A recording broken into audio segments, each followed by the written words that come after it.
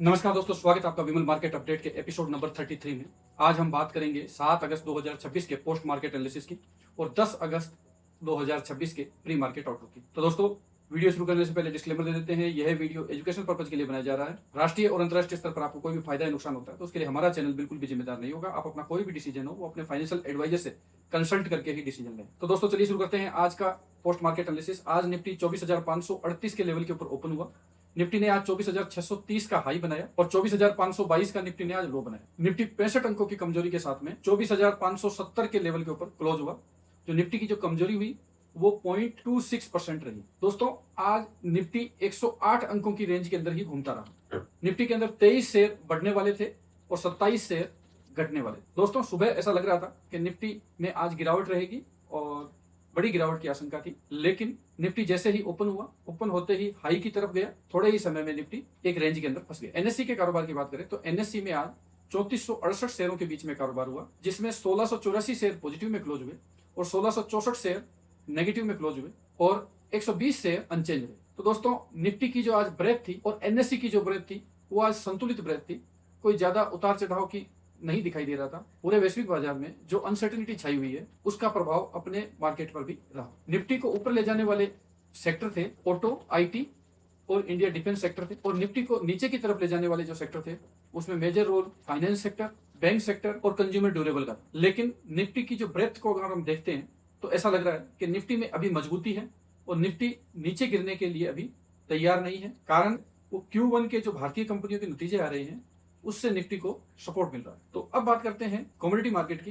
Brent crude 83.34 dollar पर barrel के ऊपर कामकाज कर रहा है 1.03% की मजबूती के साथ में, और WTI क्रूड 78.32 डॉलर पर बैरल के ऊपर कामकाज कर रहा है 1.33% की मजबूती के साथ में। दोस्तों, ब्रेंट क्रूड की तेजी भारतीय मार्केट के लिए अच्छी नहीं है, क्योंकि इससे इन्फ्लेशन का खतरा बढ़ता है और भारत पर विदेशी मुद्रा का दबाव बढ़ता है, जो मार्केट को नेगेटिव की तरफ ले जाता है। अगर ब्रेंट क्रूड इस लेवल से ऊपर नहीं जाता और 3 या 4 डॉलर अगर नीचे की तरफ आ जाता है, यानी 80 के लेवल के अगर नीचे आ जाता है, तो निफ्टी में एक बड़ा उछाल देखने की संभावना बन सकती है। गोल्ड की बात करें तो गोल्ड 4,348 के लेवल के ऊपर है 2.57% की तेजी के साथ में। सेफ हेवन कही जाने वाली गोल्ड, अभी निवेशकों को डर है, इस वजह से गोल्ड की मांग बढ़ी हुई है और गोल्ड का प्राइस ऊपर जा रहा है। डॉलर इंडेक्स की बात करें तो डॉलर इंडेक्स 99.64 है, जो कि 0.29% कमजोरी के साथ में है।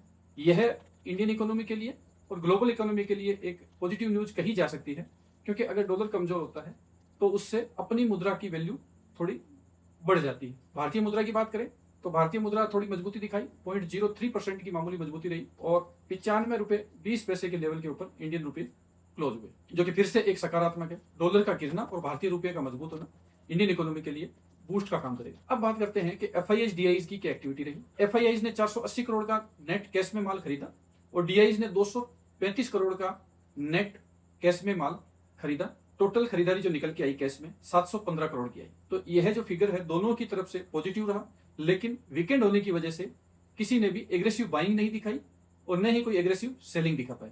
तो एक तरीके से जो आज की जो क्लोजिंग थी वो बैलेंस थी। अब बात करते हैं कि एफआईआईज का मूड क्या है। तो एफआईआईज मीडियम बेरिश मूड में है, प्रो जो है वो मिक्स मूड में है और रिटेलर बुलिश मूड में दिखाई दे रहे हैं।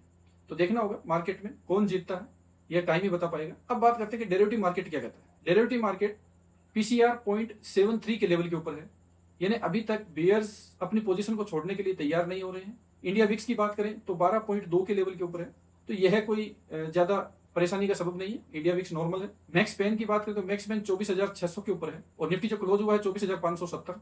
तो इससे ऐसा महसूस हो रहा है कि निफ्टी अब ऊपर की तरफ एक बार के लिए 24,600 की तरफ जरूर जाएगा। अब बात करते हैं कि ओपन इंटरेस्ट की। तो कॉल साइड में जो हाईएस्ट ओपन इंटरेस्ट है वो 25,000 के लेवल के ऊपर है और उसके बाद में 24,600, 24,700 और 24,800 के ऊपर कॉल साइड का हाईएस्ट ओपन इंटरेस्ट है, जो कि एक बड़ा रेजिस्टेंस का काम करेगा। और पुट साइड की बात करें तो पुट साइड में हाईएस्ट ओपन इंटरेस्ट 24,500 के लेवल के ऊपर है और उसके बाद में 24,600, 24,250 और 24,150। तो यह एक मेजर सपोर्ट का काम करेगा।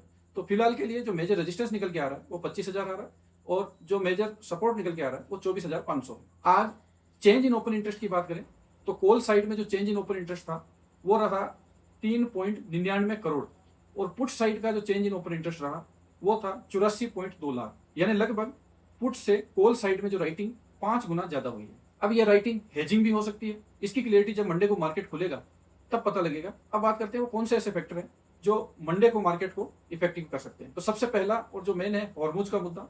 यह देखना होगा कि आज रात को हॉर्मूज पे क्या न्यूज निकल के आती है।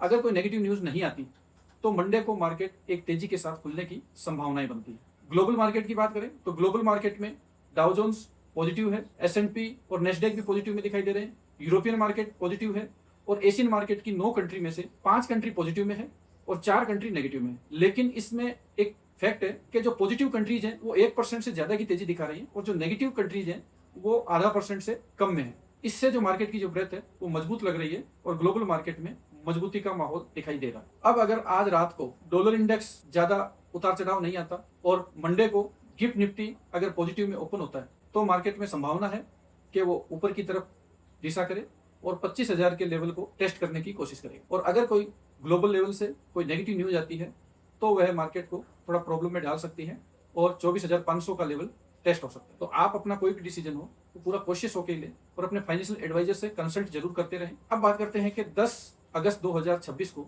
वो कौन से ऐसे इंपॉर्टेंट सपोर्ट्स और रेजिस्टेंस है जिनको ध्यान में रखकर अपने को ट्रेड करना चाहिए जिससे हम अपने लॉस को मिनिमाइज कर सकें और प्रॉफिट को मैक्सिमाइज कर सकें। तो निफ्टी 24,570 के लेवल के ऊपर क्लोज हुआ है।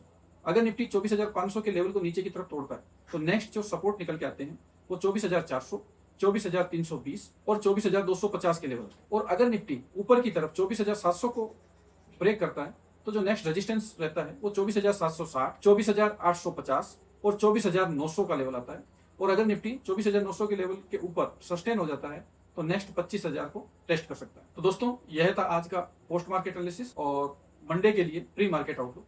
आपको यह वीडियो कैसा लगा? अगर आपको यह वीडियो अच्छा लगा तो वीडियो को लाइक और शेयर जरूर कीजिएगा और अगर अभी तक आपने चैनल को सब्सक्राइब नहीं किया तो चैनल को सब्सक्राइब जरूर कीजिएगा जिससे आपको टाइमली वीडियो मिलते रहे। तो मिलते हैं अगले पोस्ट मार्केट एनालिसिस के साथ। Thank you.